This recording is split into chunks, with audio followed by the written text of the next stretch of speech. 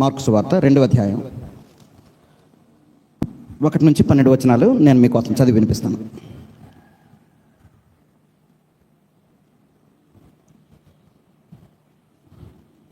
Mark సువార్త 2వ అధ్యాయం. కొన్ని దినములైన పిమ్మట ఆయన మరలా కపెర్నహూములోనికి వచ్చెను. ఆయన ఇంట ఉన్నాడని వినవచ్చినప్పుడు అనేకులు కూడి వచ్చిరి గనుక వాకిటినైనను వారికి స్థలము లేకపోయెను. ఆయన వారికి వాక్యము బోధించుచుండగా కొందరు పక్షవాయువు గల ఒక మనుషుని 4 చేత మోయించుకొని ఆయన యొద్దకు తీసుకొని వచ్చిరి.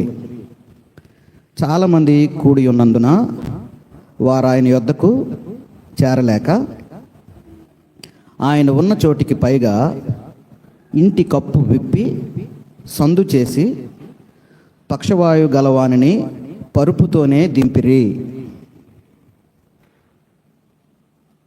యేసు వారి విశ్వాసము చూచి, కుమారుడా, నీ పాపములు క్షమింపబడి ఉన్నవని పక్షవాయు గలవానితో చెప్పెను.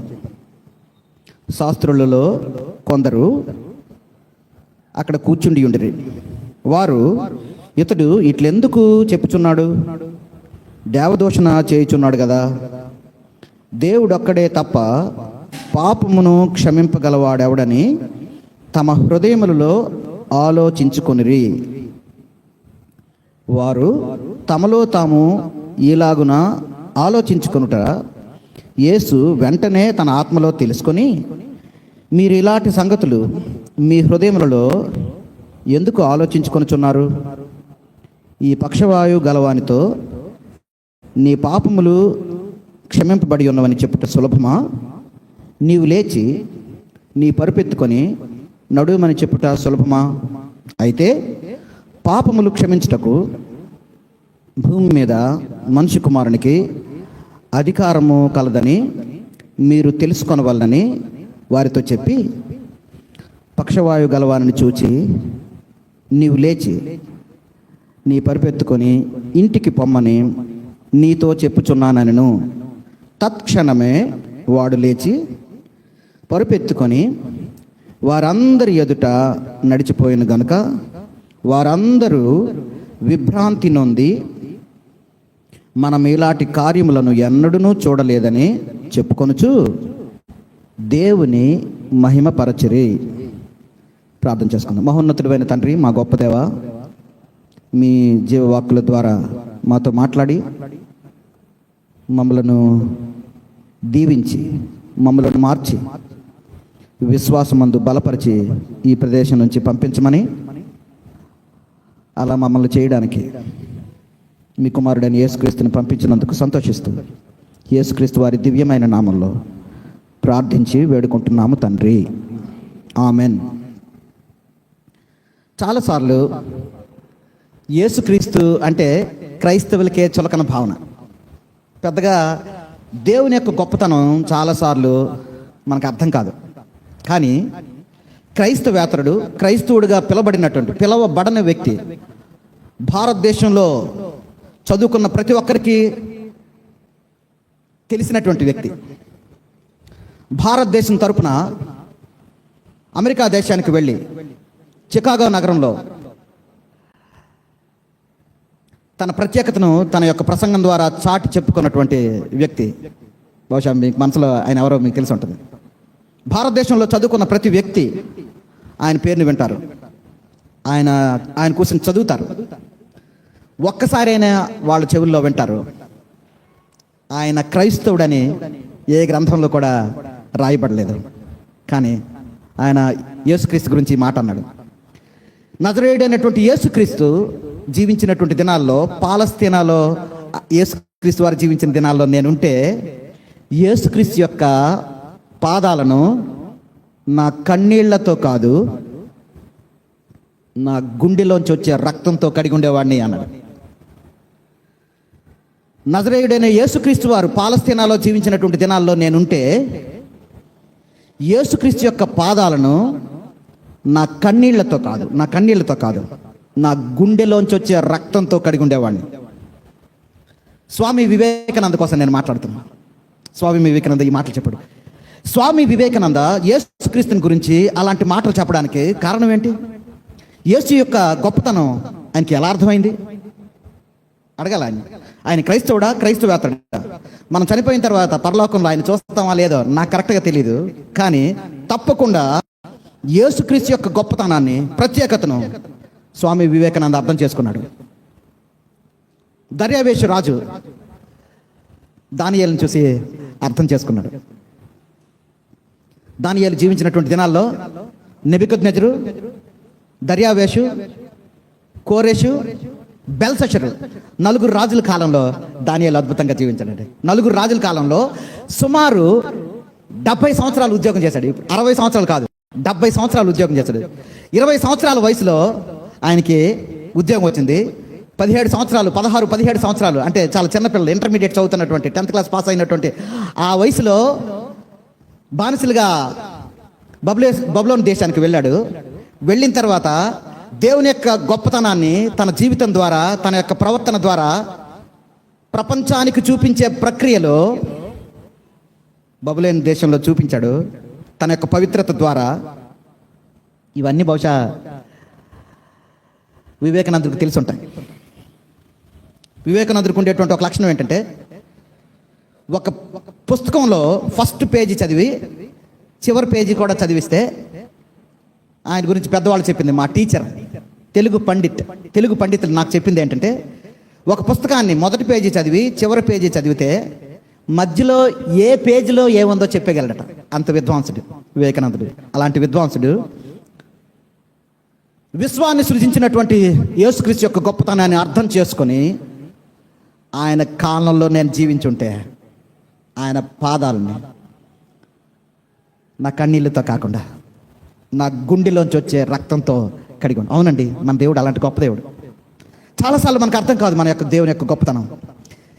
యేసుక్రీస్తు యొక్క గొప్పతనాన్ని అర్థం చేసుకున్నటువంటి కొంతమంది, యేసుక్రీస్తు వారి యొక్క గొప్పతనాన్ని అర్థం చేసుకున్నటువంటి కొంతమంది పక్షవాయు గలవాన్ని తీసుకొని వచ్చారండి ఆయనకి. They understood the greatness of God. దేవుని యొక్క గొప్పతనం వాళ్ళకి అర్థమైంది. చూడండి 2వ అధ్యాయం మొదటి వచనం ఎలా ఉందో. కొన్ని దినములైన పిమ్మట, బైబిల్లో ఉన్న వాళ్ళు చదవండి, లేకపోతే నో ప్రాబ్లం, అలా వినండి. కొన్ని దినములైన పిమ్మట ఆయన మరలా కపెర్నహూములోనికి వచ్చాను. అంటే అంతకుముందు వచ్చాడని అర్థం, నాకు తెలిసిన తెలుగులో కదండి. మరలా వచ్చాడంటే అంతే కదమ్మా. నేను అంతకుముందు ఈ చర్చికి వచ్చాను, ఇప్పుడు కూడా మళ్ళీ వచ్చాను. ఏంటంటే యేసుక్రీస్తు మీరు పోల్చుకుంటున్నారు, మీకు అంత గర్వమా అనద్దు, నేను మామూలుగా చెప్తున్నాను. యేసుక్రీస్తు మరలా వచ్చాడు కపెర్నహూములోనికి. మరలా వచ్చాడు. మరలా వచ్చిన తర్వాత విషయం అక్కడ అందరికి తెలిసిపోయింది. ఆయన ఇంట ఉన్నాడని వినవచ్చినప్పుడు, వాళ్ళ ఇంట్లో ఉన్నాడు యేసుక్రీస్తు, మళ్ళీ వచ్చాడు అని అనుకున్నప్పుడు, వినవచ్చినప్పుడు అనేకులు కూడి వచ్చిరు కనుక వాకిటినైనను వారికి స్థలం లేకపోయాను. మనలాగా అప్పుడు మైకులు లేవండి. నంబూరులో ఎక్కడికి వెళ్ళినా సరే చాలా మైకులు ఉంటాయి. ఇంచుమించు ఒకే టైంలో రకరకాల ఆరాధనలు. చాలా బ్లెస్డ్ విలేజ్, చాలా ఆశీర్వాదకరమైనటువంటి గ్రామంగా, గ్రామం అనకూడదు, ఒక ఊరిగా మనం చెప్పచ్చు. గ్రామం అంటే మీకు కోపం వస్తుంది, నంబూరుని గ్రామం అంటారా మీరే? Okay, right. అయితే స్నేహితులారా, ఎలాంటి అడ్వర్టైజ్మెంట్ ఏమి లేకుండా ఆయన వచ్చాడని తెలిసిపోయింది. ఒక్కరికి తెలిస్తే చాలు. పల్లెటూరులో చాలా ప్రయోజనాలు ఉన్నాయండి. చాలాసార్లు పట్టణంలో పుట్టాలనుకుంటారు. నేను పట్టణంలో పుట్టనందుకు నేను చాలా సంతోషిస్తాను. నాది చాలా పల్లెటూరు. నంబూరు కంటే చాలా చిన్న పల్లెటూరు. ఎంత పల్లెటూరు అంటే, బస్సు ఎక్కాలంటే 18 కిలోమీటర్లు నడిచిన తర్వాత బస్సు ఎక్కాలి. 18 కిలోమీటర్స్ అంటే ఇక్కడ నుంచి సుమారు గుంటూరు బస్ స్టాండ్కి, పాత బస్ స్టాండ్కి నడవాలన్నమాట. ఇంకా 17 కిలోమీటర్లు. ఇక్కడ నుంచి గుంటూరు పాత బస్ స్టాండ్కి ఎప్పుడైనా నడిచారా? అలాంటి అవకాశం ఎక్కడ ఉంది? మాకు బస్సులు ఉన్నాయి కదండి. ఎస్, మీకు అలాంటి అవకాశం లేదు. నేను బస్సు ఎక్కాలంటే 18 కిలోమీటర్లు, అంటే కనీసం 2 గంటలు నడిచిన తర్వాత బస్సును చూసేవాళ్ళం అనమాట.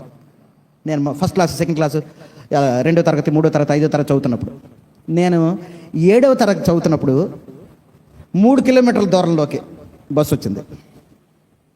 నాకు పెళ్ళైన తర్వాత 1 కిలోమీటర్ దూరంలోకి వచ్చింది. నా భార్య వాళ్ళ బస్సు, ఏం తెలియదు, మా భార్య సరిగ్గా నడవలేదనే ఏంటో, కొంచెం కనీసం దేవుడు చాలా గొప్పడు. సరే, పల్లెటూరులో ఉండే ప్రత్యేకత ఆశీర్వాదం మనం చాలాసార్లు గమనించాలండి. అందులో ఉండే ఒక ఆశీర్వాదం ఏంటంటే, ఒక్కరికి తెలిసిందంటే అందరికి తెలిసిపోద్ది.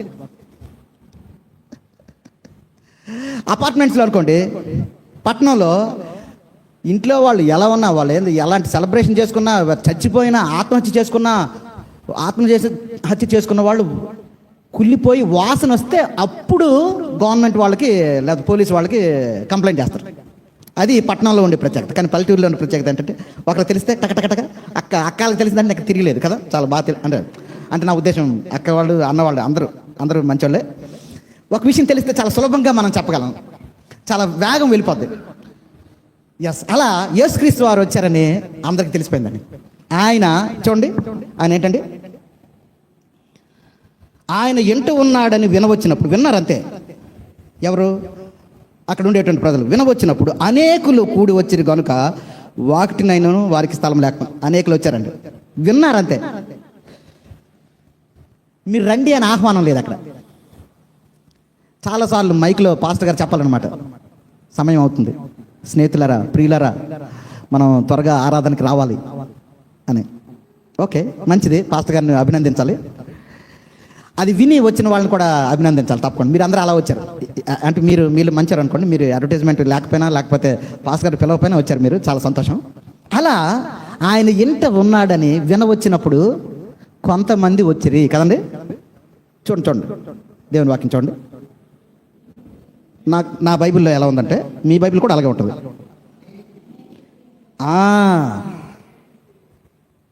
ఆయన ఇంట ఉన్నాడని వినవచ్చినప్పుడు అనేకులు వచ్చారు.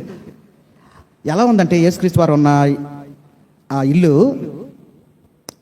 మన ప్రస్తుతం మనం ఉండే ఆలయం కంటే కొంచెం భిన్నంగా ఉంది. మనకి ఇప్పుడు పరిస్థితి అసలు ఏం బాగోలేదు అనమాట. అంటే నన్ను ఇప్పుడు ఎవరైనా కలవాలనుకోండి, ఆ చివరి ఉన్న వాళ్ళు చాలా సులభంగా నన్ను కలవచ్చు, ఏం పెద్ద మధ్యలో అంటే చాలా ఖాళీ ఉంది. వాళ్ళు చూశారు, అనేకులు వచ్చారని మీకు ఎలా తెలిసి అంటే, కిందకి వెళ్ళి చూడండి. అనేకులు కూడి వచ్చారు కనుక వాకిటినైనను వారికి స్థలము లేకపోయెను.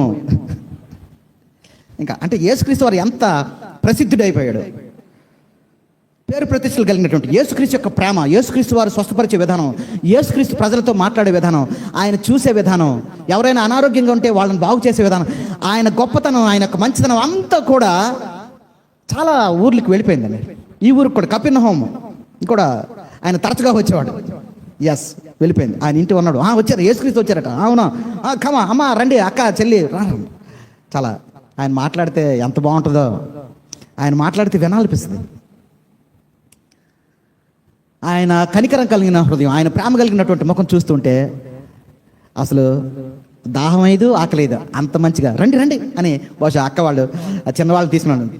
కొంతమంది చిన్న అమ్మాయిలు ఉంటే, అమ్మ ఇప్పుడు రాము మేము అంటే, నాన్న రండి, చాలా బాగుంటుంది, అసలు ఎంత బాగుంటుంది, మేము విన్నాం అంతకుముందు అని చెప్పి చిన్నవాళ్ళని తీసుకుని వచ్చి అనేకులు వచ్చారంట.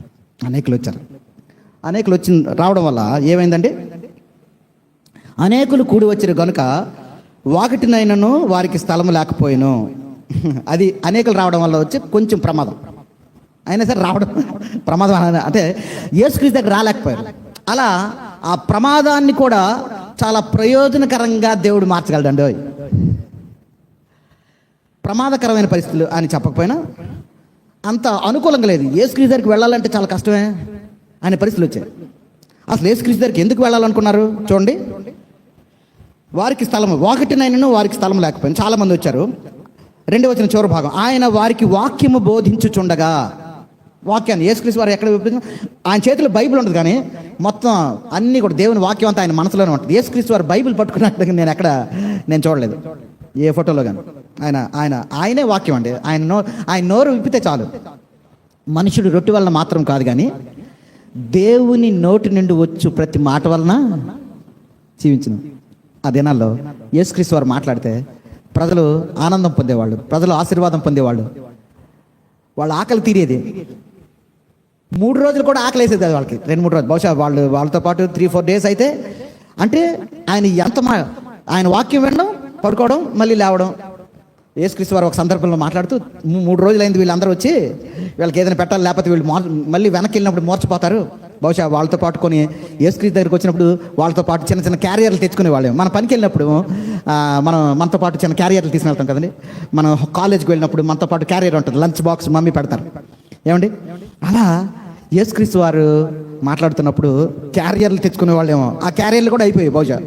అయిపోయిన తర్వాత అన్నీ అయిపోయినప్పుడు యేసుక్రీస్తు వారు అద్భుతాలు చేసేవాళ్ళు. సరే, అక్కడ అందరూ వినవచ్చారు, అక్కడ వాక్యం చెప్తున్నాడు, బాగానే ఉంది. వాక్యం చెప్తున్న సందర్భంలో అంటే వాక్యం ఎంత ఆసక్తితో వాళ్ళకి నాకు అనిపిస్తుందండి. అందరూ కూడా యేసుక్రీస్తు యొక్క వాక్యాన్ని, యేసుక్రీస్తు వారు మాట్లాడుతున్నప్పుడు వినాలని వాళ్ళకి ఎంత మంచి కోరిక ఉందో. చాలాసార్లు నాకు మీ సంగతి తెలియదు కానీ దేవుని వాక్యం కొన్నిసార్లు వింటున్నప్పుడు నాకు నిద్ర వస్తున్నట్టు. మిగతా బాగుంటుంది, మొబైల్ చూసినప్పుడు నిద్ర రాదు. ప్రయాణం చేస్తున్నప్పుడు ఓకే, నాకుండే వ్యక్తిత్వం నాకు అర్థం కాదు కానీ కొన్నిసార్లు నా భార్య చర్చిలో నువ్వు పడుకుని పోతాను కొన్ని లేయా, ఏం చేస్తాను, రాత్రి బాగానే పడుకుంటాం కానీ దేవుని వాక్యం చదువుతున్నప్పుడు కొన్నిసార్లు నిద్ర. బహుశా నిద్ర ఎప్పుడు రాదంటే నేను అనుకోవడం, కొన్నిసార్లు నిద్ర ఎప్పుడు వస్తుంది అంటే బాగుంది, అలసిపోయినప్పుడు వస్తుంది. నిద్ర ఇంకెప్పుడు రావడానికి అవకాశాలు ఉన్నాయంటే వాక్యం మీద ఆసక్తి లేకపోయినా కూడా నిద్ర వస్తుందని నేను అనుకుంటున్నాను. నాకున్న అండర్స్టాండింగ్ తప్పైన తర్వాత మళ్ళీ మాట్లాడుకుందాం మనం బయటికి వెళ్ళిన తర్వాత. అయితే వీళ్ళందరూ చాలా జాగ్రత్తగా వింటున్నారండి. యేసుక్రీస్తు వారు మాట్లాడుతున్నారు. ఓకే, దేవుని వాక్యం వినడంలో ఉండేటువంటి ఆశీర్వాదం, దేవుని మాటలు సాక్షాత్తు ఆయన నోట్లోంచి వస్తే ప్రజలందరూ వినాలని చాలా ఇష్టపడ్డారు. ఓకే, చాలా బాగుంది, మంచిది. కొంచెం అక్కడ కిందకు వెళ్తే ఇంకొక విషయం జరిగిందండి. ఆయన వారికి వాక్యం బోధించుచుండగా అక్కడ జరిగింది ఏంటంటే, కొందరు పక్షవాయు గల ఒక మనిషిని నలుగురు చేత మోయించుకొని ఆయన యొద్దకు తీసుకుని వచ్చి, చాలామంది కూడి ఉన్నందున వారు ఆయన యొద్దకు చేరలేక 4వ వచనం, ఆయన ఉన్న చోటికి పైగా ఇంటి కప్పు విప్పి సందు చేసి పక్షవాయు గలవాని పరుపుతోనే దింపిరి. అది అక్కడ ఉండేటువంటి పరిస్థితి అండి. అక్కడ యేసుక్రీస్తు ఆయన మాట్లాడుతుంటే అందరూ వింటున్నారు, చాలా ఆసక్తిగా వింటున్నారు. బాబు ఈ పక్షవాయు గలవాడు వచ్చాడు, కొంచెం నాకు స్థలం ఏంటంటే స్థలం ఇచ్చే పరిస్థితి కూడా లేదు అక్కడ. ఆయన దగ్గరికి వెళ్ళే అవకాశం ఏమీ లేదు, ఎవరిని డిస్టర్బ్ చేయడం లేదు. బహుశా ఇది పాస్టర్ గారు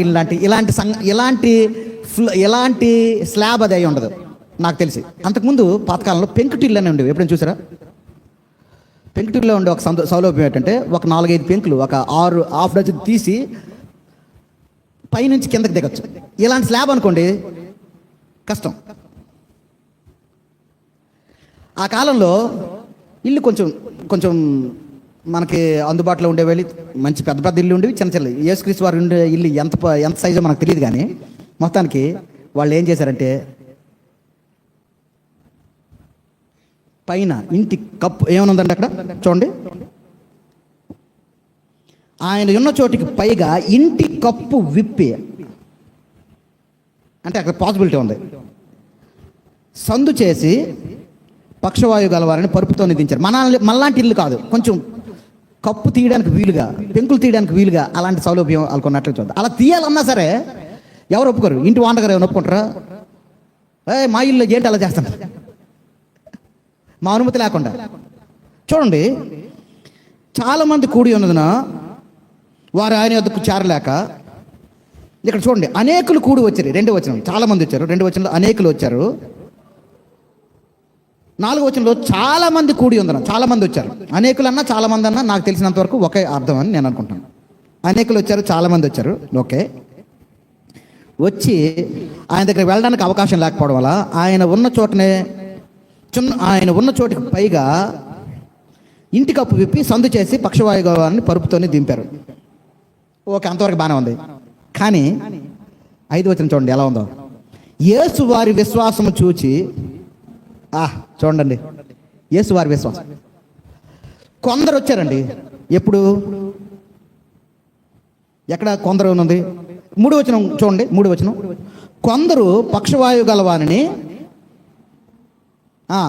ఒక మనిషిని 4 చేత మోయించుకున్నారు. కొందరు ఉన్నారు, వాళ్ళందరూ కరెక్ట్ నాకు తెలియదు, కొంతమంది ఉన్నారు. వాళ్ళు ఏం చేశారంటే, యేసుక్రీస్తు వచ్చారు రండి అని ఆయన దగ్గరికి ఏదో ఒకటి, వీడికి చాలా పుట్టిన దగ్గర నుంచి అంటే పరిస్థితి ఏం బాగలేదు, వీడి పక్షవాయు ఉంది కాబట్టి వీడిని బాగు చేయాలంటే యేసుక్రీస్తు దగ్గరికి వెళ్తే బాగుంటుంది, కాబట్టి మీరు ఏం చేస్తారో తెలియదు, మీరు సహాయం చేయాలి అన్నారు వాళ్ళ ఊళ్ళో. పల్లెటూరులో ఇంకొక సౌలభ్యం ఏంటంటే పక్కింటి వాళ్ళు చాలా సహాయం చేయడానికి చాలా సిద్ధంగా ఉంటారు. పట్టణంలో పట్టించుకోరు, పడిపోయినా సరే చూస్తూ వెళ్ళిపోతారు పట్టణంలో. కానీ పల్లెటూరులో ఏంటంటే సహాయం చేయడానికి చాలా మంచి మనసు ఉంటుంది. నేను కూడా పల్లెటూరు నుంచి వచ్చాను కాబట్టి ఇప్పుడు ఎలా ఉందో పరిస్థితులు తెలియవు. నేను 25 సంవత్సరాల క్రితం లేకపోతే 10 సంవత్సరాల క్రితం అలా మాట్లాడు. ఇప్పుడు కూడా మనం కూడా చిన్న సైజు నాగరికత అనే పేరుతో పట్టణం వాళ్ళకి జీవించడానికి ప్రయత్నం చేస్తున్నాం, విచ్ ఈస్ డేంజరస్. అది మంచిది కాదు. మనం పల్లెటూరులో ఉండే వ్యక్తుల్లాగే ఉండడానికి ప్రయత్నం చేద్దాం. అక్కడ రండిరా అన్నారు, నలుగురు వచ్చారు. నలుగురు వచ్చారు. వీళ్ళ విశ్వాసం చూసి 5వ వచనం, యేసు వారి విశ్వాసం చూసి, కుమారుడా నీ పాపములు క్షమింపబడి ఉన్నవని పక్షవాయు గలవానితో అన్నాడు. కొందరు తీసుకొని వచ్చారు, నలుగురు మోసుకొని వచ్చారు. వాళ్ళ విశ్వాసం చూసి యేసుక్రీస్తు వారికి చాలా సంతోషం వేసింది. వారి విశ్వాసం చూసి. ఎవరి విశ్వాసం చూశాడు ఆయన? కొందరి విశ్వాసం చూశాడు. ఆ కొందరితో పాటుగా నలుగురు విశ్వాసం కూడా చూశాడు. నాకు తెలియదు వారి విశ్వాసం ఎవరో కరెక్ట్గా మనకు లేదు. ఆ కొందరు విశ్వాసం చూశాడా, ఈ నలుగురు విశ్వాసం చూశాడా, ఎవరి విశ్వాసమే మొత్తం చూశాడండి. వారి విశ్వాసం చూసి ఏమన్నాడు? కుమారుడా నీ పాపాలు క్షమించబడింది. కొందరు విశ్వాసం చూసి ఒక వ్యక్తికి స్వస్థతనివ్వడానికి యేసుక్రీస్తు వారు ఇష్టపడ్డాడు. ఎవరు అలా మోస్తున్నప్పుడు ఏంటన్న ఈ కష్టాలు, అక్కడికి వెళ్ళిన తర్వాత ఎలా ఉంటుందో, ఆయన బాగు చేస్తాడో లేదు, అసలు మనకి ఇస్తాం, అసలే విన్నాము మొత్తం ఇల్లంతా నిండిపోయిందని. మీరు ఒకరు అని ఈ మధ్యలో అనొచ్చు, అన్నా ఇల్లు నిండిపోయింది వెళ్ళిపోదాం లేండి అన్న, తర్వాత ఈ పరిస్థితి ఏం బాగోలేదు, పక్షవాయు వీడు ఎలా ఉంటాడో తెలియదు, యేసుక్రీస్తు వారు ఏం చేస్తారు, చాలా మందిని బాగు చేశారు కానీ మనం ఈయన బాగు చేస్తారో లేదో అని మధ్యలో వీళ్ళు డైలాగులు ఏమేం లేదు. కొందరు రమ్మన్నారు, ఓకే, నలుగురు మోసుకొని వచ్చారు. వాళ్ళ విశ్వాసం అంతకుముందు వాళ్ళు చూసారో లేదు మనకు తెలియదు, విని ఉంటారు బహుశా యేసుక్రీస్తు వారు అద్భుతాలు చేస్తాడని. వాళ్ళ పల్లెటూరు వాళ్ళైనా చాలా మంచి వాళ్ళండి. పల్లెటూరు వారైనా పరిపక్వత కలిగిన వాళ్ళు అని నేను చెప్పాలనుకుంటున్నాను. చాలామంది ఏమనుకుంటారంటే చదువుకున్న వాళ్ళు తెలివైన వాళ్ళని. పల్లెటూరులో చదవని వాళ్ళు కొంతమంది ఉంటారు, కానీ చదువుకున్న వాళ్ళకంటే ఎక్కువ తెలివితేటలు ఉంటాయి వాళ్ళకి. వాళ్ళకి సంతకం పెట్టడం రాదు, వాళ్ళకి ఇంగ్లీష్ రాదు, కానీ చదువుకున్న వాళ్ళకంటే 10th క్లాస్ వాళ్ళకంటే ఇంటర్మీడియట్ వాళ్ళకంటే చాలా మంచిగా ఆలోచిస్తారు, తెలివితేటలు ఉంటాయి. వాళ్ళు చెప్పిన సూత్రాలు పాటిస్తే, వాళ్ళు చెప్పినటువంటి పద్ధతులు పాటిస్తే చదువుకున్న వాళ్ళు కూడా జీవితంలో చాలా గొప్ప వాళ్ళు అవుతారు. మా తాతయ్య ఉన్నాడు, 84 years, చాలా మంచి విషయాలు చెప్పాడు. ఆయన మాట్లాడుతుంటే, ఆయన కథలు చెప్తుంటే వినాలనిపించేది. ఆయన అంత చక్కగా చెప్పాడు. చదువుకోలేదు ఆయన, సంతకం రాదు. నిశాని అంటారు. నిశాని అంటే మామూలుగా ఏదైనా జరిగినప్పుడు ఆ పేరు రాస్తారు వేరే వాళ్ళు. కంటా చిన్నరామయ్య అని ఉంటుంది, ఆయన సంతకం ఇది వేస్తే ఎస్ నేను ఒప్పుకుంటున్నాను అది. పల్లెటూరు చాలామంది కాబట్టి పల్లెటూరు వాళ్ళని ఎప్పుడు తక్కువ అంచనా వేద్దండి. ఏమండి, మనం అందరం పల్లెటూరులో పుట్టాం. అయితే పల్లెటూరు వాళ్ళైనా పరిపక్వత కలిగిన వాళ్ళు, ప్రత్యేకమైన వాళ్ళు అని చెప్పడానికి ఇష్టపడుతున్నాను. యేసుక్రీస్తు యొక్క గొప్పతనాన్ని వాళ్ళు విన్నప్పుడు ఎస్ ఆయన తప్పకుండా గొప్పవాడై ఉంటాడు, లేకపోతే ఎంతమందికి ఎందుకు వస్తారు, లేకపోతే ఇంత మంచి పేరు ఎందుకు వస్తుంది, మనం చేద్దాం, మన ప్రయత్నాలు మనం చేద్దాం, నిరాశ పడిపోకుండా ఏంటి వీటిని మోసుకొని వెళ్ళడం, మళ్ళీ ఎక్కడి నుంచో మోసుకొని రావాలి, ఇలా నడిపించుకొని రాకుండా పైనకి ఎక్కాలి, ఎంత శ్రమ చూడండి. అయినా సరే ఇవన్నీ చేసినందుకు యేసుక్రీస్తు వారు వాళ్ళ యొక్క విశ్వాసం చూసి కుమారుడా నీ పాపములు క్షమింపబడి ఉన్నావని పక్షవాయు గలవానితో చెప్పినట్లుగా మనం చూస్తాం. వాళ్ళు విశ్వాసం చూశారండి. యేసుక్రీస్తు మన విశ్వాసాన్ని చూడడానికి ఇష్టంగా ఉన్నారు. కొంతమందిలో ఉన్నావా, నలుగురిలో ఉన్నావా? మనం కొంతమందిలోనే ఉండాలి, కొందరిలో నలుగురిలో అయినా ఉండాలి, అనేకుల్లో అయినా ఉండాలి, వారందరిలో మనం ఉండాలి. మనం తప్పకుండా ఉన్నాం కాబట్టి ఉన్నాం. దేవుడు మనల్ని ఎంత ప్రేమిస్తున్నాడు. మనం అందరం అనేకులు వచ్చారు, చాలా మంది అక్కడ ఉన్నారు. అనేకుల్లో మనం ఉండాలి, కొందరిలోనైనా ఉండాలి, చాలా మందిలో ఉండాలి, నలుగురిలో ఉండాలి. ఇవేమీ కాకపోతే కనీసం ఆ పక్షవాయు కలిగిన ఒక్కడిలో మనం ఉండాలి. ఆయన మోసుకొని వస్తున్నప్పుడు అన్న ఏంటి ఇదంతా, నేను ఎలాగో బ్రతుకుతాను లేదు, అది ఏసయ్య నన్ను బాగు చేస్తాడో లేదు తెలియదు, మీరు ఎంత కష్టపడుతున్నారు, ఎందుకు అంత దూరం నుంచి మోసుకొని రావడం, నన్ను వదిలేయండి అన్న అని అనలేదు. అలాంటివి ఏమి మనకు కనిపించవు. ఆయన కూడా చాలా ఆసక్తితో వీళ్ళందరూ చెప్తుంటారు, యేసుక్రీస్తు నిన్ను చూశాడంటే, యేసుక్రీస్తు నిన్ను తాకాడంటే, యేసుక్రీస్తు మాటలను విన్నామంటే నీ జీవితం మారిపోద్ది అని బహుశా చిన్న ప్రసంగం చేసి ఉంటారేమో, మనకు తెలీదు. అయితే ఆ పక్షవాయు గలవాడు చాలా చక్కగా వచ్చినట్లుగా మనం చూస్తుంది. వాళ్ళని విసిగించలేదు, ఆయన వచ్చాడు. వారి విశ్వాసం చూసి ఈ అబ్బాయి విశ్వాసం కూడా ఉందో లేదో మనం కరెక్ట్ యేసుక్రీస్తు మనం పరలోకంలోకి వెళ్ళిన తర్వాత అడగాలి. ప్రభా, ఈ వారి విశ్వాసం చూసాను మేము చదివాం, అందులో ఈ అబ్బాయి విశ్వాసం కూడా ఉందా ఆయన అడుగుదాం. సరే, వారి విశ్వాసం చూసిన తర్వాత యేసుక్రీస్తు వారు ఏమన్నారంటే, నీ పాపములు క్షమింపబడి. ఆయనేమో రోగం బాగవుతుంది, లేకపోతే పక్షవాయు పోద్దని వచ్చాడు. ఈయనేమో పాపాల కోసం ఆలోచిస్తాడు. మనం ఎప్పుడు కూడా శారీరకమైనటువంటి విషయాలు ఆలోచిస్తాం. మనకి వెంటనే యేసుక్రీస్తుని అంగీకరించిన వెంటనే ఒకేసారి ఏమండి డబ్బులు వచ్చేయాలి, పేదవాడిని పూరిల్లు పెంకిటిల్లు డాబా కట్టాలి, లేకపోతే మేడ కట్టాలి, చిన్న ఇల్లు ఉండాలి, 4 bedrooms వచ్చేయాలి ఒకేసారి. నాకు చదువుతున్నప్పుడు 50 మార్కులు 40 మార్కులు 30 మార్కులు వస్తాయి, ఒకేసారి 90 మార్కులు వచ్చేయాలి. నాకు అనారోగ్యం ఉంది, క్యాన్సర్ ఉంది, ఒకేసారి యేసుక్రీస్తుని ప్రార్థన చేసిన వెంటనే తగ్గిపోవాలి. ఇవన్నీ శారీరక సంబంధం, అవన్నీ మనకు అవసరమే. చిన్న ఇల్లు పెద్ద ఇల్లు అవ్వాలి, తక్కువ మార్కులు వస్తే ఎక్కువ మార్కులు రావాలి, అనారోగ్యం వస్తే ఆరోగ్యం కావాలి, ఇవన్నీ మనకు అవసరమే. వీటన్నిటికంటే చాలా ప్రధానమైనది మన పాపాలు క్షమించబడాలి. పాపాలు క్షమించబడితే ఆ జీవితంలో ఉండే మాధుర్యం స్నేహితులారా చాలా గొప్పది. మన సంఘంలో ఉండే వాళ్ళని ఎవరినైనా మీరు ఇంటర్వ్యూ చేయండి. ఎవరైతే మారు మనసు పొందారో, ఎవరైతే యేసుక్రీస్తుకి వారి జీవితాలను ఇచ్చారో, యేసుక్రీస్తు ప్రేమ ఎవరి జీవితాన్ని అయితే మార్చి ఆ మారినటువంటి జీవితంలో ఎవరైతే కొనసాగుతున్నారో వాళ్ళని ఒకసారి ఇంటర్వ్యూ చేయండి. పక్కకు పిలిచి, మీ ఇంట్లో పిలిచి కానీ వీధిలో కానీ ఎక్కడైనా కనిపించినప్పుడు, చర్చికి వెళ్తావు ఏంటి లాభం, యేసుక్రీస్తు మాటలు వింటావు, ఆదివారం వెళ్తావు, శుక్రవారం వెళ్తావు, మధ్యలో పాస్టర్ గారు ఏదైనా మీటింగ్ పెడితే అక్కడికి వెళ్తావు, ఏంటి ప్రత్యేకత అని అడగండి. ఎందుకు వాళ్ళు వస్తున్నారో చెప్తారు. యేసుక్రీస్తు మన జీవితాలు మారిస్తే ఎంత అద్భుతంగా ఉంటుందో. ఎస్ అండి, అవును, ఆఫ్ కోర్స్. వాళ్ళకి పరిస్థితి అక్కడ మనకి యేసు వారి విశ్వాసం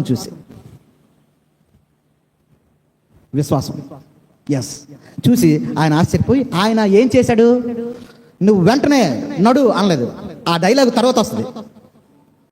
నడవడానికి ముందేంటమ్మా, నీ పాపాలు వెంటనే అక్కడ ఉన్నారని. ఎప్పుడు ఎంత మంచి వాళ్ళకైనా శత్రువులు ఉంటారని యేసుక్రీస్తు వారి జీవితం చూస్తే అర్థమవుతుంది మనకి.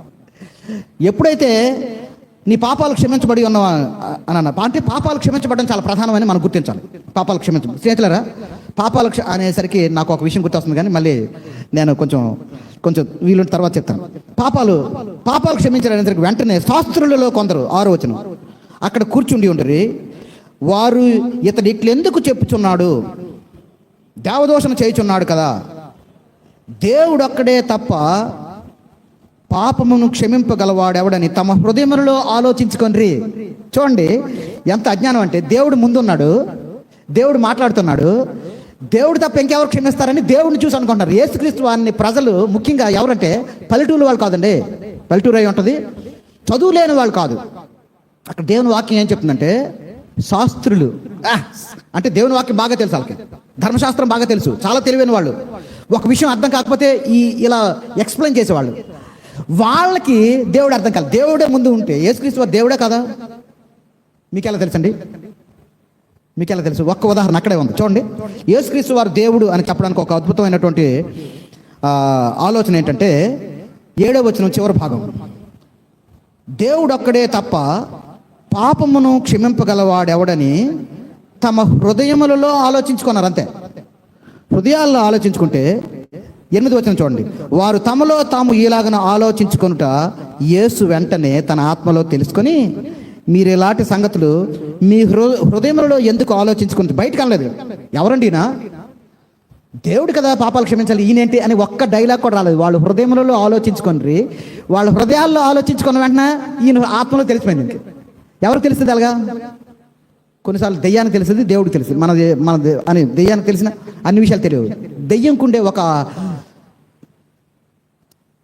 బలహీనత ఏంటంటే, మన మనసులో ఏమనుకుంటున్నామో దెయ్యాలకు తెలియదు. మనం ఏదైతే మన నోట్లోకి వస్తుందో, ఏదైతే బయటకు కనిపిస్తుందో అది కొన్నిసార్లు ఊహిస్తాయి, కానీ దేవునికి మన మనసులో ఏముందో తెలుసు, మన హృదయంలో ఏముందో. చాలాసార్లు మనం బయటికి కోపం ఉన్నా సరే, యేసురత్నం మన మీద కోపం ఉన్నా సరే నేను చాలా నవ్వుతూ పలకరిస్తాను అనమాట. కానీ తన గురించి నేను చెడ్డగా అనుకోవడానికి అవకాశం ఉంటాయి, కానీ మనసులో ఏమనుకున్న దేవునికి తెలిసిపోద్ది. అది యేసుక్రీస్తు వారు మత్తయి సువార్తలో మాట్లాడుతూ ఇలా అంటాడు అనమాట, ఒక స్త్రీని మోహపు చూపుతో చూచేవాడు అప్పుడే తన హృదయంలో వ్యభిచారం చేశాడు అంటాడు. అంటే యేసుక్రీస్తు వారిని ఈ లోకంలో పల్లెటూరు వాళ్ళు కానీ, పట్టణంలో ఉన్న వాళ్ళు కానీ, చదువు లేని వాళ్ళు కానీ, చదువు ఉన్న వాళ్ళు కానీ, పేదవాళ్ళు కానీ, ధనవంతులు కానీ, ప్రపంచంలో ఉండే ఏ మనిషి ఆయనను మోసం చెయ్యలేడు. ఆయన హృదయంలోనే హృదయంలో ఆలోచిస్తే నాకు తెలిసిపోతే ఆయన ఎవరైనా దాచగలమా? We cannot. మన పేరెంట్స్ దగ్గర మనం దాయొచ్చు, మన అన్న దగ్గర, అక్క దగ్గర, చెల్లి దగ్గర, తమ్ముడి దగ్గర, పాస్టర్ గారి దగ్గర అద్భుతంగా దాచవచ్చు. ఎందుకంటే పాస్టర్ గారు అప్పుడప్పుడు చూస్తారు కదా మనల్ని, వారంలో ఒకసారి, రెండుసార్లు. ఇంట్లో వాళ్ళు ఎవరి దగ్గర దాయొచ్చు, కానీ యేసుక్రీస్తు దగ్గర మనం దాయలేము. హృదయంలో అనుకున్నాడు, హృదయంలో ఏమనుకున్నా తెలిసిపోద్దు. అమ్మో చాలా జాగ్రత్తగా ఉండాలి. ఉదాహరణకి పాస్టర్ గారికి రేపటి నుంచి ఏమండి మీకు ఒక విషయం తెలిసింది. పాస్టర్ గారికి ప్రత్యేక అంటే నేను పాస్టర్ గారు కాదు, నా గురించి నేను వేసుకుంటాను. నాకు ఒక ఏంటంటే మిమ్మల్ని చూస్తే మీ హృదయంలో ఏం ఆలోచిస్తున్నానో నేను చెప్పేస్తాను అనమాట. అప్పుడు మీరు నాతో మాట్లాడడానికి ఇష్టపడతారా? నాకు షేక్ హ్యాండ్ ఇవ్వడానికి, షేక్ హ్యాండ్ కాకపోతే పలకరించడానికి ఇష్టపడతారా? వద్దురా బాబు, ఎందుకు గొడవ? ఆయన మొహం చూసి అసలు మనం ఆయన దగ్గరికి వెళ్తే చాలు, మన హృదయంలో ఏమో తెలిసిపోతుంది. అనవసరంగా ఎందుకు బయటపడ్డాం? కొంచెం అలా వచ్చినప్పుడు కొంచెం తప్పించుకొని వెళ్ళిపోతే బెటర్. ఏమండి, అంతే కదా? అలా చేస్తారమ్మా మీరు? I don't know. కానీ అది అలాంటివి అనమాట.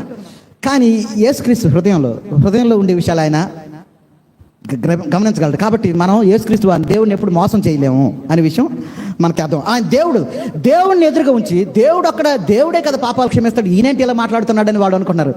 ప్రమాదం ఉంది.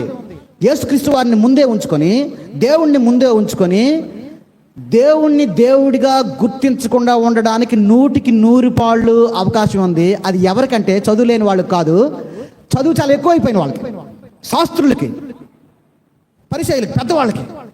చాలా చదువుకొని స్నేహితులారా, చాలామంది సైంటిస్టులు నాసాలో, శ్రీహరికోటలో, రకరకాల ఇన్స్టిట్యూషన్లో, చాలా సంస్థల్లో పెద్ద పెద్ద శాస్త్రవేత్తలు ఉన్నారు, చాలా చదువుకున్న వాళ్ళు. కానీ బైబిల్ చూస్తారు, యేసుక్రీస్తు వారి గురించి వింటారు, కానీ వాళ్ళకి అర్థం కాదు. పెద్దవాళ్ళకి మరుగు చేసి పసిబాలుకి నిన్ను నువ్వు కనపరుచుకున్నావు అని మన బైబిల్లో చూస్తాం. స్నేహితులారా, చిన్నవాళ్ళు మనకి ఏం చదువు ఉంది అసలు? యాక్చువల్గా మహా అయితే BA చదివి, మహా అయితే PhD ఉంది. సైంటిస్టులు మనలో ఎవరు లేరు. ఉన్నా సరే సైంటిస్టులు కూడా దేవుని యొక్క గొప్పతనాన్ని అర్థం చేసుకున్నారు. కానీ చాలామంది దేవుడు ముందే ఉంటాడు కానీ యేసుక్రీస్తు ఆయన మాట్లాడుతుంటారు కానీ ఆయన దేవుడు అని అర్థం కాదు. ఆయన మాటలు వింటారు కానీ అర్థం కాదు. ఎస్, కానీ కొంతమంది సైంటిస్టులు ఉన్నారండో, వాళ్ళు దేవుని యొక్క గొప్పతనాన్ని, అసలు సైంటిస్టులు అందరూ దేవుని ప్రేమను గుర్తించిన వాళ్ళే, దేవుని యొక్క గొప్పతనాన్ని గుర్తించిన వాళ్ళే. రైట్ సోదరులు అవ్వండి. తర్వాత థామస్ ఆల్వా ఎడిసన్ ఏమన్నాడంటే, బైబిల్ నన్ను వెలిగించింది,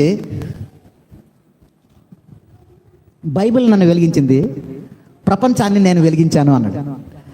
బైబిల్ నన్ను వెలిగించింది, ప్రపంచాన్ని నేను వెలిగించాను. స్నేహితులారా, మీలో కొంతమంది ఉంటారు దేవుడు అంటే కొంతమంది నమ్మరు. మీరు అనొచ్చు మీ ఫ్రెండ్స్తో ఎవరైనా ఉన్నప్పుడు, దేవుడు మీరు చర్చికి వెళ్తారు, మీకు మతమౌఢ్యం ఎక్కువ, లేకపోతే యేసుక్రీస్తు వారే నిజమైన దేవుడు అంటారు, మిగతా వాళ్ళు ఎవరిని ఒప్పుకోరు మీరు అని ఇలా రకరకాల మాటలు అంటారు. హల్లెలూయా భక్తులు అండి, గొప్ప భక్తులు, చాలా పెద్దవాళ్ళు, ఇలా చాలా మనల్ని చాలా నామోషిగా మాట్లాడతారు, చాలా వెటకారంగా మాట్లాడతారు. ఎప్పుడు బైబిల్ అంటావు. సండే కూడా మా అందరికి కొంతమంది ఏమని అంటారంటే, సండే హాయిగా ఎంజాయ్ చేయాలండి, ఆదివారం మీరు ఆదివారం కూడా సండే స్కూల్ అని పెడతారే కొన్ని అని అంటారు.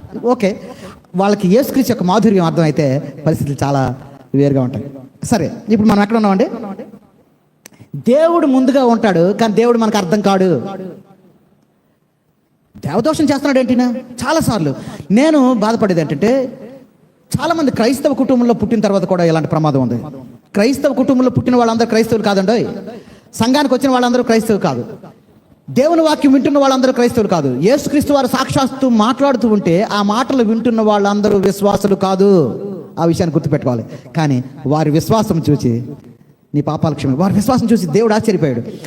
ఆశ్చర్యకరుడు వాళ్ళ విశ్వాసాన్ని చూసి ఆశ్చర్యపోయినట్లుగా మనం చూస్తాం. అది మన యేసుక్రీస్తు వారిలో ఉండే గొప్పతనం. ఓకే, పాపాలు క్షమించాడు, బాగుంది, క్షమించాలన్నాడు. ఎందుకు మీరు హృదయంలో ఆలోచించుకుంటున్నారు అన్నారు అంటూ, నీ పాపములు క్షమించబడి ఉన్నవని 9వ వచనం. ఈ పక్షవాయు గలవానితో నీ పాపములు క్షమించబడి ఉన్నవని చెప్పుడు సులభమా? నీవు లేచి నీ పరుపెత్తుకొని లేచి నడుమని చెప్పడం సులభమా అని అంటూ, అయితే పాపములు క్షమించుటకు భూమి మీద మనుష్య కుమారునికి అధికారం కలదని తెలుసుకోవాలని చెప్పి పక్షవాయు గలవాన్ని చూచి నీవు లేచి నీ పరుపెత్తుకొని ఇంటికి పొమ్మని నీతో చెప్పుచున్నాను. తక్షణమే వాడు లేచి పరుపెత్తుకొని వారందరూ ఎదుటి నడిచిపోయాడు. వారందరూ చూడండి, యేసుక్రీస్తు పాపాలు క్షమించడానికి ఇలా నోటితో చెప్తా అవుతుంది. యేసుక్రీస్తు వారు పాపాలు క్షమించడానికి ఎంత మనం చాలాసార్లు మన పాపంలో మనం ఒప్పుకునే ఎట్లా ఆయన నమ్మదగిన వాడును నీతిమంతుని కనుక మన పాపములను క్షమించి సమస్త దుర్నీతి నుండి మనల్ని పవిత్రులుగా చేయను అనే మాట యోహాను రాసిన మొదటి పత్రిక 1:9 మనం చదివేస్తాం. మన పాపాలు ఒప్పుకుంటే ఓకే కానీ మన పాపాలు అంత సులభంగా క్షమించబడలేదండి. మన పాపాలు అంత సులభంగా క్షమించబడలేదు. సాక్షాత్తు అద్వితీయ దేవుడు, దేవాది దేవుడు ఈ లోకానికి వచ్చి తన ప్రాణాన్ని పెట్టాల్సి వచ్చింది. ప్యాషన్ ఆఫ్ క్రైస్ట్ చూస్తూ యేసుక్రీస్తు వారు ఎన్ని కష్టాలు పడ్డారో. ఆ హీరో నటిస్తున్నప్పుడు ఆ చర్మంలాగా ఉండేటువంటి చర్మాన్ని వేసుకొని యాక్షన్ చేస్తున్నప్పుడు మొదటి 2-3 కొరడా దెబ్బలకి ఆయన అద్భుతంగా యాక్షన్ చేస్తే డైరెక్టర్ అనుకున్నాడా మెల్ గిబ్సన్ చాలా అద్భుతమైన యాక్షన్ చేస్తున్నాడని. తర్వాత 4వసారి తగిలినప్పుడు నిజంగానే ఆ ఎముకలు ఆ కొరడ తన యొక్క చర్మాన్ని చీల్చుకొని లోపలికి వెళ్ళిపోయినప్పుడు అప్పుడు గట్టిగా అరిచేస్తాడనమాట. అది నిజమైన యాక్షన్ అనుకొని, నిజమైన యాక్షన్ అద్భుతంగా చేశాడని డైరెక్టర్ మిగతా వాళ్ళు అనుకుంటే అది నిజమైన యాక్షన్ కాదు. ఒరిజినల్గా ఆ చర్మాన్ని దూసుకొని లోపలికి వెళ్ళిపోయి అవి తన యొక్క శరీరాన్ని తాకడం వల్ల ఒక్క దెబ్బకే ఆ హీరో చాలా మోర్చపోతాడు. వెంటనే హాస్పిటల్కి తీసుకుని వెళ్ళి ఆయన ట్రీట్మెంట్ ఇస్తారు. ఒక్క దెబ్బకి యాక్షన్ బాగా చేస్తానన్నటువంటి భ్రమలో ముందుకు వెళ్తున్నప్పుడు ఒక్కసారి కరెక్ట్గా తగిలినప్పుడు తన శరీరం అంతా వణికిపోయింది, తట్టుకోలేకపోయాడు. ఆయన అన్నాడు, ఏమండి ఒక్క దెబ్బకి నేను ఇలా తట్టుకోలేకపోతే యేసుక్రీస్తు వారు అన్ని దెబ్బలు ఎలా తట్టుకున్నారు? ఎస్, నీకోసం నా కోసం, నిన్ను నన్ను పాపం నుంచి విడిపించడం కోసం, నిన్ను నన్ను తన పిల్లలుగా చేయడం కోసం, నిన్ను నన్ను పరలోక రాజ్యానికి వారసులుగా చేయడం కోసం యేసుక్రీస్తు వారు అనిపించాడు. ఏమండి అనిపించాడు. నాకు ఒక అబ్బాయి ఉన్నాడండి. పాపాలు క్షమించడం అనేది అంత సులభం కాదు. పాపాలు క్షమించడం ఎంత కష్టం అంటే, దేవా మీ చిత్తం అయితే ఈ గిన్నె నా యొద్ద నుంచి తొలగిపోనేమో అని ప్రార్థన చేశాడు. యేసుక్రీస్తు వారు భయపడిపోయాడు పాపానికి. ఎందుకంటే మరణం అంటే భయం కాదు, కానీ పాప భారం అంత గొప్పదిగా ఉందన్నమాట. అయితే నిన్ను నన్ను విడిపించడానికి ఆయన శిలువ మరణం పొందడానికి ఇష్టపడినట్లుగా మనం చూస్తాం. స్నేహితులారా, మాకు ఒక అబ్బాయి ఉన్నాడు. అబ్బాయికి కరోనా టైంలో డయాబెటీస్ వచ్చిందండి. జోవనల్ డయాబెటీస్ అంటారు, చిన్నపిల్లలకి వచ్చాయి. వాడు అలా కొంచెం లావుగా ఉండేవాడు. సన్నం అయిపోతున్నప్పుడు మేమేమనుకున్నాం అంటే పొడుగు అవుతున్నాడు కాబట్టి సన్నం అయిపోయాడు అనుకున్నాం. మాకు తెలిసినటువంటి ఒక అక్క సలహా ఇచ్చారు. వెంటనే టెస్ట్ చేయించండి, బ్లడ్ టెస్ట్ వెళ్ళాం. బ్లడ్ టెస్ట్ మార్నింగ్ వెళ్ళాం, అది ఈవినింగ్ వచ్చింది. నాతో పాటు ఒక అన్నయ్య కూడా వచ్చారు. నేను కూడా చేయించుకున్నాను. అంత నార్మల్గా ఉంది. మా రిపోర్ట్స్ ఇచ్చేశారు. వాడి రిపోర్ట్ ఇవ్వడానికి డాక్టర్ గారు రమ్మన్నారు. డాక్టర్ గారు మేము వెళ్ళేసరికి అక్కడ ఉండే రిసెప్షనిస్టు మాకు రిపోర్ట్లు ఇచ్చి, మీ అబ్బాయి రిపోర్ట్ని మీరు తర్వాత రండి, డాక్టర్ గారు వస్తారు, మీతో మాట్లాడతామన్నారు. ఓకే, వెళ్ళేసరికి డాక్టర్ గారు ఏమన్నారంటే, మీ అబ్బాయికి డయాబెటీస్ ఉందండి. వెంటనే అంటే మామూలు అంటే మరి ఏంటంటే మామూలుగా లేదు, ఇన్సులిన్ వాడాలి అన్నాడు. నాయన, నేను ఇన్సులిన్ విన్నాను, ఇన్సులిన్ స్పెల్లింగ్ వచ్చి, కానీ ఇన్సులిన్ నేను ఎప్పుడు చూడలేదు, దూరం నుంచి చూశాను ఎవరో వేసుకుంటే. చిన్నాడు, 9th క్లాస్ చదువుతున్న అబ్బాయికి, 14 years అబ్బాయికి డయాబెటీస్ అంటే చాలా. అది వెంటనే సిఎంసి వెల్లూరు, మాకు దగ్గరలో, మేము తిరుపతిలో ఉండేవాళ్ళం. సిఎంసి వెల్లూరుకి మొత్తం తెలిసిన డాక్టర్ గారు 3 daysలో మాకు అపాయింట్మెంట్ వచ్చింది. వెళ్ళిన తర్వాత కారులో, కరోనా టైంలో బస్సు అందరితో పాటు వెళ్ళకూడదు బస్సులో, కాబట్టి స్పెషల్ కారులో వెళ్ళిన తర్వాత అక్కడ మొత్తం టెస్ట్లన్నీ చేశారు అన్నీ. దానికోసం కొంత డబ్బులు కట్టాం. ఇవన్నీ అయిపోయాయి. చివరికి ఇన్సులిన్ కూడా వాళ్ళు ఇన్సులిన్ వేసుకోమన్నారు. ఇక్కడ తిరుపతిలో ఇచ్చారు ఇన్సులిన్, అక్కడ కూడా ఇన్సులిన్ కంటిన్యూ చేయమన్నారు. మా అబ్బాయి ఇలా అన్నాడు అనుకోండి, డాడీ నేనంటే నీకు ఇష్టం అంటే, అవును నాన్న నాకు అర్థమవుతుంది డాడీ, నేనంటే నీకు ఇష్టమే కాబట్టి బస్సులో కాకుండా స్పెషల్గా కారులో నన్ను తీసుకుని వచ్చావు. నేనంటే నీకు ఇష్టమే కాబట్టి డాక్టర్ దగ్గర నువ్వు ఫీజు చెల్లించావు. చాలాసార్లు డాక్టర్ దగ్గరికి వెళ్ళి నా గురించి మాట్లాడావు, మందులు కొన్నావు, ఇన్సులిన్ కొన్నావు. ఇవన్నీ చూస్తుంటే నేనంటే నీకు చాలా ఇష్టం అని నేను నమ్ముతున్నాను డాడీ అని ఇంకో ప్రశ్న వేశాడు. ఏమని తెలుసా? డాడీ నేనంటే నీకు నిజంగా ఇష్టం అంటే, అవును నాన్న. డాడీ నువ్వు డబ్బులు కట్టావు, కారులో తీసుకుని వచ్చావు, డాక్టర్ గారితో మాట్లాడావు, ఇన్సులిన్ కొన్నావు. ఒక్క పని చేయగలవా? ఈ ఇన్సులిన్ నాకు బదులుగా నువ్వు వేసుకోగలవా? నో నాన్న, అది అలా దానివల్ల ప్రయోజనం లేదురా, నేను వేసుకోవడం వల్ల ఏం ప్రయోజనం. అలా అడగలేదు మా బాబు, దేవుని వల్ల వేసుకున్నాడు. అయితే నువ్వు నేను పాపంలో జీవిస్తున్నప్పుడు నిన్ను నన్ను పాపం నుంచి విడిపించడానికి దేవాది దేవుడు ఏం చేశాడంటే, డాక్టర్ దగ్గరికి ఆయనే వెళ్ళాడు, ఆయనే కారుకి డబ్బులు ఆయన ఇచ్చాడు, మందులు ఆయన కొన్నాడు, ఇన్సులిన్ ఆయన కొన్నాడు. ఇన్సులిన్ నువ్వు నేను వేసుకోలేమని మనకు వేయకుండా మరణం అనే ఇన్సులిన్ ఆయన వేసుకున్నాడు. మీరు తట్టుకోలేరు, మీరు భరించలేరు, కాబట్టి నేనే భరిస్తానని. అవును, ఎంత ఇష్టమా మీరు నేనంటే ఎంత ఇష్టం అండి ఆయనకి. ఆయన ఇన్సులిన్ వేసుకున్నాడండి. ఇన్సులిన్ వేసిన వాళ్ళకి తెలుస్తుంది. మొత్తం పొట్టలో ఈ చివరి నుంచి ఆ చివరి వరకు ప్రతిరోజు వేసుకోవాలి. రోజుకి 4 సార్లు వేసుకోవాలి. మా అబ్బాయి రోజుకి 4 సార్లు వేసుకోవాలి. అయినా సరే ఆయన వేసుకున్నాడు. అద్భుతం ఏంటి చెప్పమంటారా? చూడండి ఇక్కడ ఏం జరిగిందండి. వారి విశ్వాసం చూసి ఆయన ఏమండి 11 వచనం, పక్షవాయువు గలవారిని చూచి నీవు లేచి పరిపెత్తుకొని ఇంటికి పొమ్మని నీతో చెప్పుచున్నాను. తక్షణమే వాడు లేచి పరిపెత్తుకొని వారందరి ఎదుట నడిచిపోయాను కనుక వారందరూ విభ్రాంతి ఉంది. మనం ఇలాంటి కార్యంలో ఎన్నడూ నువ్వు చూడలేదని దేవుని మహింపరిచారు. అంతకుముందు కొందరు ఉన్నారు, 4 ఉన్నారు, అనేక మంది వచ్చారు. ఇక్కడ కొంతమంది విభ్రాంతి నొందారు. అయితే ఇక్కడికి వచ్చేసరికి చివరికి వచ్చేసరికి ఏమైంది తెలుసా అండి, మనం ఇలాంటి కార్యంలో ఎన్నడూ నువ్వు చూడలేదని వారందరూ విభ్రాంతి నొందారు. ఎవరు? శాస్త్రులు, పరిచయులు, మొక్కలు, అక్కడ ఉన్న వాళ్ళందరూ కూడా. 4 కాదు, కొందరే కాదు, ఈ ఒక్కడే కాదు. అక్కడ జరిగినటువంటి కార్యం చూసి వారందరూ విభ్రాంతి నొందారు. వారందరూ స్నేహితులారా, నువ్వు నేను చర్చకు వస్తున్నప్పుడు, నువ్వు నేను దేవుని దగ్గరికి వస్తున్నప్పుడు వారందరూ విభ్రాంతి నొందేటట్లు మన జీవిత విధానం ఉండాలి. మా అబ్బాయికి ఇన్సులిన్ వచ్చినప్పుడు డాక్టర్ గారిని అడిగాను, ఏమండి కొంచెం రోజుకు 4 సార్లు అండి, రోజుకు 4 సార్లు ఏమైనా పాసిబిలిటీ ఉందా సార్ అంటే డాక్టర్ గారు ఏమన్నారంటే, మనం ట్రై చేద్దామండి, ఇన్సులిన్లోంచి బయటకు రావడానికి మనం ప్రయత్నం చేద్దాం, మీరు రండి అంటే. వారంలో ఒకసారి రాగలరంటే ప్రతిరోజు కూడా రాగలను. బాబు జ్వరం తగ్గాలి కానీ, లేకపోతే వాడు వ్యాధి తగ్గాలి కానీ ప్రతిరోజు రాగలను. ప్రతిరోజు మీరు రావాల్సిన వాళ్ళు, వీక్లీ వన్స్ రండి అన్నాడు. ఓకే, మేము వెళ్ళాం. ఫస్ట్ వీక్ అయిపోయింది, సెకండ్ వీక్ అయిపోయింది, అలా తగ్గుతూ ఉంది. రోజుకి ఈ ఇన్సులిన్ వేస్తుంటే వాడికి తగ్గిపోతుంది. 21 డేస్లో స్నేహితులారా, 21 రోజుల్లో ఇన్సులిన్ ఆగిపోయింది మా అబ్బాయికి. 21 రోజులు. నాకు చాలా ఆశ్చర్యం, నాకు ఎంత సంతోషం. డాక్టర్ గారు ఎలా డోస్ తగ్గించాలో, ఇన్సులిన్ డోస్ ఎలా తగ్గించాలో మాకు చెప్పారు. డయాబెటిక్ ఎటికెట్ తగ్గించారు. ఫిబ్రవరిలో తగ్గిపోయింది. జనవరిలో వెళ్ళాం మేము. జనవరి 31 వాడికి తెలిసింది. ఫిబ్రవరి 3వ తారీఖున అలా వెళ్ళాం. చివరికి వచ్చేసరికి 21 డేస్లో ఫిబ్రవరి నెలలో తగ్గిపోయింది. ఏంటి, ఇన్సులిన్ వేయడం మానేసాం. ఆ తర్వాత టాబ్లెట్స్ రాశారు, టాబ్లెట్స్ వేస్తున్నాం. ఫిబ్రవరి అయిపోయింది, మార్చ్ అయిపోయింది, April, May, June, July, August, September, October, November, December వచ్చేసరికి టాబ్లెట్స్ కూడా ఆపేసాం. డాక్టర్ గారు ఏమన్నా తెలుసా, లేదండి తగ్గిపోయింది. తర్వాత మనం 3 months తర్వాత వెళ్ళిన తర్వాత చాలా ఆశ్చర్యం. మా ఫ్రెండ్స్ అందరూ చెప్తే ఎంత సంతోషం. ఇన్సులిన్ వ్యక్తి టాబ్లెట్స్ ఆగిపోకుండా టాబ్లెట్స్ కూడా ఆపేసాం. 3 months తర్వాత రమ్మన్నారు, వెళ్ళాం. అప్పటికి నో ప్రాబ్లం కంటిన్యూ. మరొక 3 months తర్వాత వెళ్ళాం. డాక్టర్ గారు ఏమన్నా తెలుసా, మీరు నా ముఖాన్ని చూడాలంటే రండి, లేకపోతే అక్కర్లేదు, ఎందుకంటే మీ అబ్బాయికి తగ్గిపోయింది అన్నాడు. ఎంత గొప్ప దేవుడు అండి. మీరు నా ముఖాన్ని చూడాలంటే రండి, మీ అబ్బాయికి దేవుడు. ఎంత అద్భుతం స్నేహితులారా. మన జీవితాల్లో దేవుడు అద్భుతాలు చేస్తాడు, తప్పకుండా చేస్తాడు. మనం ఇష్టం. వారందరూ విభ్రాంతి నొందారు. మన దేవుడు చాలా గొప్ప దేవుడు అండి. నాకు ఆయన మరలా వచ్చాడని దేవుని వాక్యం చెప్తుంది. మీరు ఇంటికి వెళ్ళిన తర్వాత చూస్తే మార్క్స్ వారు చదువుతున్నప్పుడు మరలా వచ్చిన అనేటువంటి మాటలు మీకు కనిపిస్తాయి. మరలా వచ్చిన 13వ వచనంలో ఏముంటుందంటే, మరలా నడిచిపోవచ్చుండెను అని ఉంటుంది. 2:13. 3:1 ఆయన మరలా ప్రవేశించగా అని ఉంటుంది. 4:1 ఆయన సముద్ర తీరమున మరలా బోధింపను ఆరంభింపగా. ఇవన్నీ మరలా మహోన్నతుడు మరలా వస్తే, స్నేహితులారు వినండి, మహోన్నతుడు మరలా వస్తే మహా అద్భుతాలు జరుగుతాయి.